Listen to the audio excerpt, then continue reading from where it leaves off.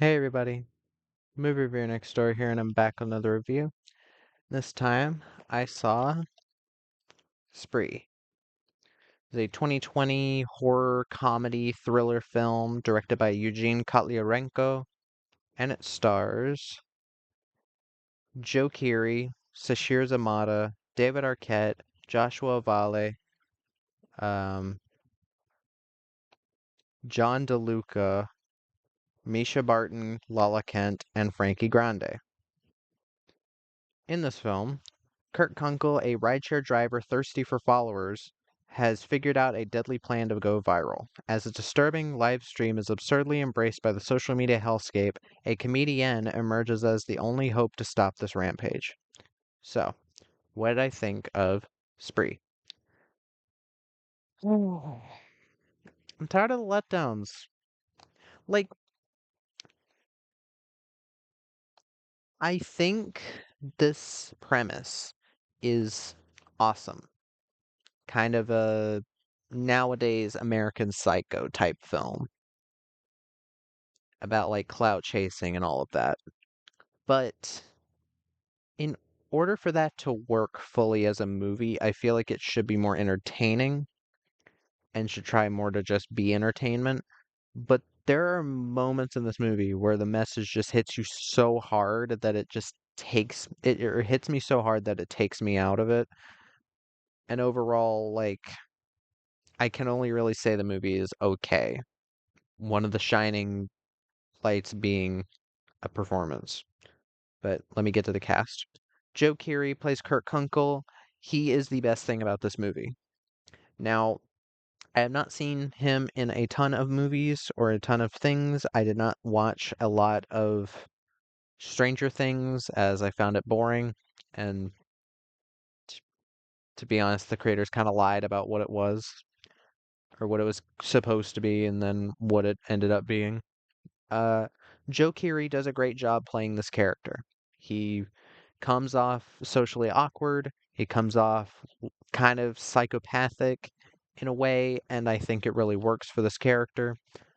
And I legitimately was off put by many parts of this film, especially in the second half. I think, or by him in the film. Sashir Zamata plays Jesse Adams. She's if there's anybody that's supposed to be our protagonist, it's her. Um, I guess I'll have to make this a spoiler review because I do want to talk about something with her. So spoilers. Um, but yeah, she's playing a comedian that he tries to piggyback off of, but she's not really that funny. And a lot of her jokes just remind me of Amy Schumer. Not even joking. Like specific things that Amy Schumer does. Like the whole like, oh, a man told me to smile. Maybe I don't want to smile. Like bullshit like that. But yeah, her performance wasn't great. David Arquette plays Chris Kunkel, Kurt's kind of deadbeat dad. He does his job, but he also seems kind of tired throughout most of the movie. Joshua Vale plays Bobby, who's like a kid that Kurt used to babysit, who's now like a popular streamer. And again, Kurt tries to piggyback off of him. Um, Joshua Vale is most well known for being on Vine. I don't give a shit because I never found him that funny, and he's not really that funny here. He at least gets down the like Viner attitude of like we have to fake everything, make it look real enough so that idiots will watch our videos. Um, but he was fine. Uh, Linus Phillips played Frederick, who's like a one of the biggest scenes where it hits you over the head with the political agenda or whatever that this film's trying to get across. He was not great. John DeLuca plays Mario. He's a douchebag. He works as a douchebag. Um, Misha Barton plays London. She's a part of these three people who go into the spree. Their names are on the back of the DVD, but they're in the film all three, maybe 3 minutes each. Um, I like Misha Barton. She was fine. Lala Kent plays Kendra. She was fine. Frankie Grande plays Richard. He was fine too. Um, Again, I think the main thing with this film is that it wants to get its message across, but it doesn't know how to do it in a way that's clever because there are literal scenes where the film just beats you over the head with the premise of, oh, he's a loser. Oh, if he gets more followers, he won't be a loser. There's literally a scene where he's like driving through a bunch of like tents. I think this is Southern California is where this takes place. He's driving through a bunch of homeless people's tents and he's like, look at all these homeless people. Not even a blip on the world. It must suck for no one to know that you exist. And it's like, this fucking dialogue sucks. The dialogue in this movie is just pure shit a lot of times. And I think it is a bit of a big issue with this film, as it does just feel like the director, or I think he also wrote it, doesn't know how to get his point across without making it blatantly obvious. And I'm not a fan of that. I don't like that type of writing. There's literally a bit where where uh Kurt ends up going again, spoilers, ends up going to Jesse's comedy show, which again, the comedy in this film sucks, which drags this film down a lot. Because if you're going to make a horror comedy, you have to make it funny. Now, I know it might also be like my taste in comedy, but most of these things aren't even jokes. It's just observations, which is what a lot of comedians do nowadays. They're like, oh, look, I'm relatable. That means I'm funny. And, um, like just during her set, she starts doing like a Matt Rife where she starts like preaching to the audience, which is exactly what Matt Rife did in OnlyFans. He had like an entire like 5 minutes of his set be just him talking about um we have to be nice to everybody. Like so many comedians are doing that where they just are like, look at me, I'm a good person. I'm not just making fun of people. And then she talks about like she felt bad for the rideshare driver who is Kurt, excuse me. Um, and she said it's because he is she's basically in his shoes. She used to be like that. She's still like that, and then she destroys her phone, which is supposed to be this like, oh look, she's such a good person. And if they had stuck with that, I would have liked this character more, but she's so fucking unlikable. Like, I get it. In a film like this, you're trying to make your point, so you don't care if the characters are likable or unlikable, as long as your point gets across. But in a movie like this, where the main character is hurt and he's just like killing these random people, I don't have anybody to root for because there's no real morally gray here. There's not even a good side to this. Pretty much everybody in the film is either annoying or an asshole. Like pretty much everybody that there's maybe like one throwaway character that Kurt kills that's an off-screen, by the way, a horror movie that has off-screen kills. Um, for no reason other than budget, I'm guessing. I don't fucking know.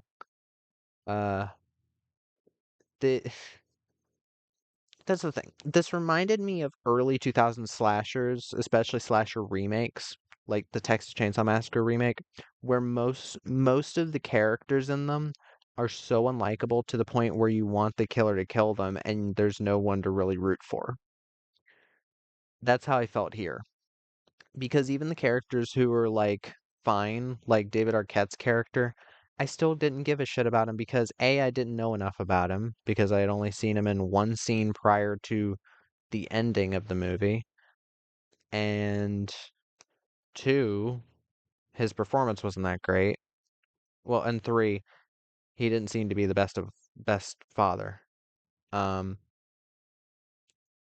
but yeah, like that's a big issue with films like these. You don't have anybody to root for, so it's hard to care about anything that happens. Another thing would be the ending, which I know I'm talking about the ending earlier, but the ending is basically Kurt ends up killing both of his parents. Like apparently earlier in the film when he went back in the house and he went back in the house after his mom was like, you left the trash out or whatever, he killed her. And you're revealed this at the end of the movie after uh Jesse has been chasing him in the car after he like tried to kill her. Um and then he's like he shoots his dad, and then she runs him into a wall and then basically beats the fuck out of him with her phone and then takes a selfie with him because the internet wants her to. And she ends up posting it on Instagram and becoming an overnight sensation, all because of this. So all of that shit earlier, all of that diatribe that she had during like her comedy show was all for nothing because A, she's not she didn't mean what she said about not being on social media anymore. And B, uh this character is a horrible person. She even though this guy is a serial killer at this point and I don't like him, she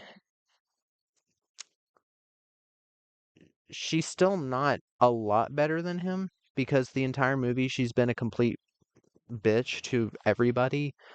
Like he wasn't being creepy towards her in the beginning or like when they first met, but they want I don't know if the movie wants you to feel like she is, but the movie seems to have a specific agenda of, oh, these people, certain people deserve to die. And that's really made apparent with Frederick, who's the first person to die in the movie, talking about, oh yeah, I'm going to a rally, and he's talking about IQs of people of different races and saying that white power shit, calling him a snowflake. So obviously this is supposed to be a Trump supporter. That's exactly what the movie wants you to think. No one's gonna tell me otherwise because that's exactly what the movie's making. And I was like, really, of all the movies to put like a political agenda thing in this movie? Like now I'm mad. I am mad that people say that this is like American Psycho, but for the digital age. Like that's fucking disservice to American Psycho. Like, oh yeah, this first person killed is a really poor representation of someone who supports Trump. Like the very like caricature. And here's the thing: if it was a caricature and it was funny, it would have been I would have not minded it, but it's just clearly somebody was like, okay, we have to write in a Trump supporter dying, or what our cartoonish representation of a Trump supporter dying is. And it's just painful to watch. It's cringy. When your comedy comes off as cringy, you're fucking up. Most of the comedy in this movie is cringy. The horror aspect of it, because this is going for more it's supposed to be going for more psychological, but here's the thing with psychological horror, the people who are being psychologically manipulated have to be likable for me to care. And I don't find Jesse likable in the slightest. Neither do I find Kurt likable. So it's hard to really feel for either of them. Um, so yeah, the psychological part doesn't really work. The kills, most of the kills are people being poisoned by water bottles. There's one cop that gets shot in the head by like a DJ character who wakes up where when the poison doesn't kill her or something. Um, she like ex cra in a crazed state like picks up a gun and like fucking shoots the cop in the head, which was fucking random as shit. Uh, there's a character who gets drilled in the head, but it basically cuts past that. You don't get to see it, which was fucking lame. two characters get I guess chewed to death by mauled to death by um like junkyard dogs. That's also off screen. You see a tiny bit of blood on their clothes, but that's about it. It the horror angle of this is lacking for sure, and it's clearly a director who does not have a lot of horror experience, even just with practical effects, because again, there's not much of practical effects needed when most of the characters end up dying due to poisoned water. And yeah, it's the best gore moment I could say in this movie would have to be Bobby's death or Kurt's death because he gets bashed in the face with the phone. That effect looks fine, but for the most part, it's very lacking. And the reason I can't rate this lower than 6 is because I love the premise, and the premise is like it's there. Like the premise is sound, it's solid, but it just doesn't have the execution. And Joe Keery is giving this all he has. As somebody who is I'm not trying to be like a massive influencer, but I can understand the stress of being like, I'm putting everything I've got into making videos online and I'm not getting any subscribers or views. And I can feel that. Recently, I've been getting pretty low views. YouTube, what the fuck? Um, on the newest Mission Impossible review, which is insane. But anyways, and I can understand some of the stress that comes along with that. So I think Joe Keery is really the reason anybody should watch this. Even though I can't recommend the movie itself, he does give a really great performance. Also, the score is pretty good. Um, it works. Uh, the way the movie is filmed reminded me of what's that one movie with Ethan Hawke? Uh, oh fuck, what was it? It was like a action movie where, excuse me, Getaway. Getaway with him, Selena Gomez, and John Voight. It was filmed kind of like that, where there's a bunch of webcams or like GoPros on the windows and shit, and you're like looking at phone video at sometimes security camera footage. I liked that. That was a cool way to shoot the film. I like quite a few films that are shot that way. Open Windows was one of them. That was good. Profile I loved. That was probably my favorite movie of that year, but I haven't seen a lot of movies from that year still. But yeah, but but yeah, like there are things to like about this, but I just currently can't stand movies that have social commentary, but literally almost nothing else. But yeah, that was my review of Spree. If you've seen the film, let me know what your thoughts are in the comments down below. If you have any recommendations, put them down there as well. And movie reviewer next door.